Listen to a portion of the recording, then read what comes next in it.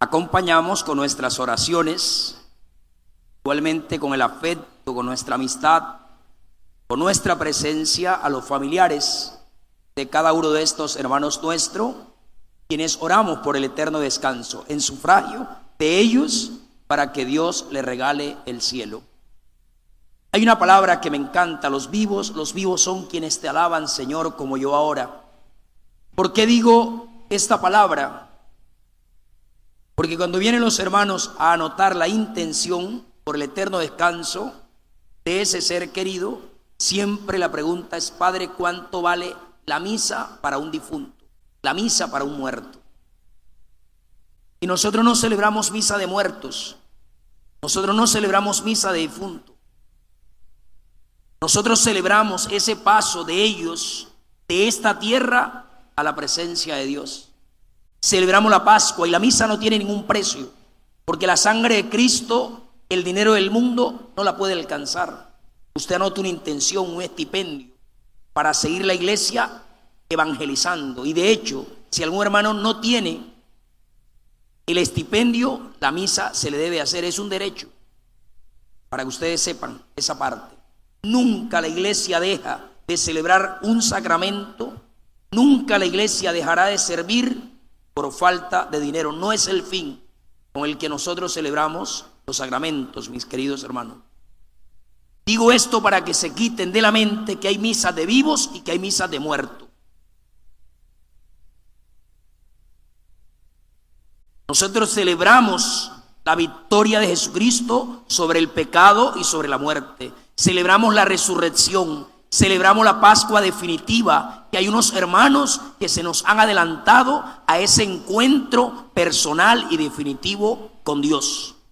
Y que Dios es tan maravilloso que hay hermanos que llevaban tantos años sin congregarse en la iglesia, sin celebrar la Eucaristía, y que Dios se vale de un acontecimiento doloroso como es la muerte de un ser querido para regalarnos una palabra. Por ello quise iniciar diciendo: los vivos son quienes te alaban, porque quienes hoy necesitamos de una palabra que nos anime en la fe y en esperanza, somos quienes peregrinamos en esta tierra, mis queridos hermanos.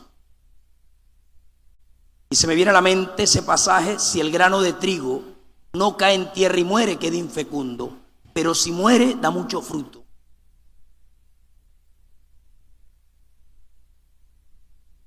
La muerte de estos hermanos nuestros sigue dando el fruto para que nosotros podamos acoger hoy una palabra, para que el Señor nos permita ser agradecidos con Él y con la vida, para que el Señor despierte la gracia de poder valorar el otro por lo que es, que no nos acostumbremos a que ellos siempre van a estar a nuestro lado. La muerte tiene una catequesis preciosa, porque en un abrir y cerrar de ojos ya no están esos seres, y hay veces por cosas insignificantes terminamos distanciándonos, alejando, hasta cortando la comunicación con esos seres. Hoy lo único que nos queda hacer por ellos es orar. Ya no pueden ver las lágrimas, ya no pueden contemplar el vacío que han dejado en nuestros corazones. Por ello, el tiempo para amar, el tiempo para valorar, el tiempo para entregar lo mejor por esos seres es hoy.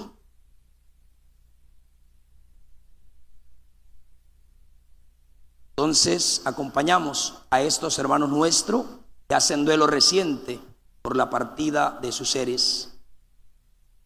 Que hoy el Señor acoja las oraciones y plegarias que elevamos por ellos, pero que también nos dé la fuerza y el valor para seguir adelante, y nos dé la gracia que a partir de este momento vivamos a tope, entregando lo mejor en vida de esos seres. Celebramos Día de la Independencia, ¿no? 212 años, 1810. Y quiero que hoy no se quede solamente en una fecha histórica, en un acontecimiento histórico, que a lo mejor a las nuevas generaciones no les dice nada. y que ya va pasando desapercibido. Antes cada hogar sacaba la bandera, hoy pocos. Habían actos conmemorativos. Todo el país conmemoraba ese momento.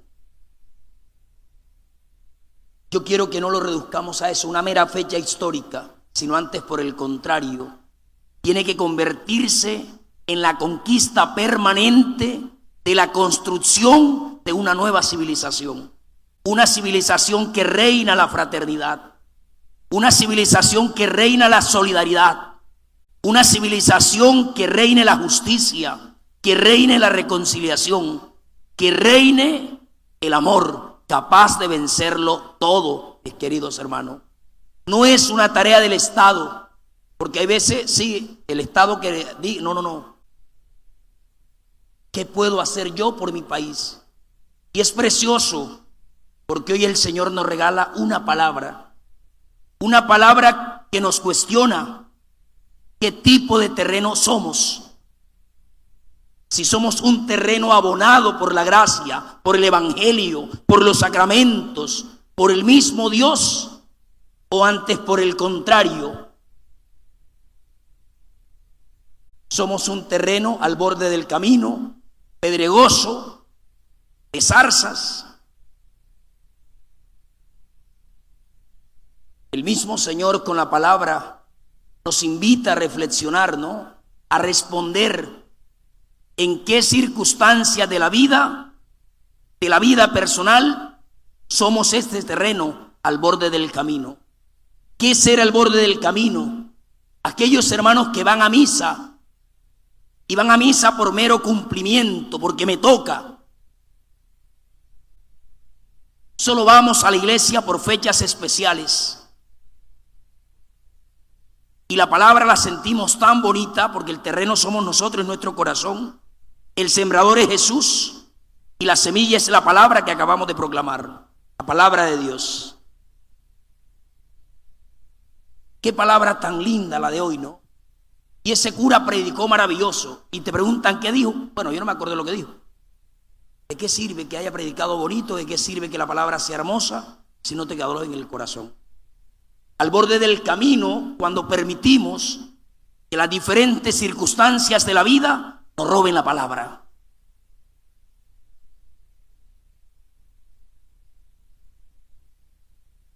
Terreno pedregoso, duro. ¿Cuántos tienen endurecido el corazón? ¿Cuántos tienen el corazón endurecido con el deseo de hacer justicia con sus propias manos?